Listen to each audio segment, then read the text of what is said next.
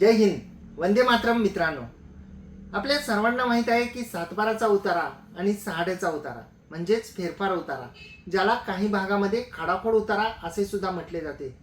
तर तो फेरफार उतारा जो असतो तो नेमका काय असतो आणि तो फेरफार उतारा झाल्यानंतर त्याचा अंमल सातबाराच्या उतार्यावर होतो हे आपणास माहीत आहे. परंतु कोणकोणत्या फेरफारसाठी जे आहे ते आपण अर्ज करू शकतो किंवा कोणकोणत्या प्रकारचे फेरफार होऊ शकतात याबद्दल आज आपण बोलणार आहोत. नमस्कार, मी आपला वकील मित्र ॲडव्होकेट कैलास नाईक. कायद्याचे म्हणजेच तुमच्या फायद्याचे बोलूया. तर मित्रांनो, फेरफार जो आहे तो कधी होतो आणि फेरफारशिवाय सातबाराच्या उतार्यावर नोंद घेतली जात नाही.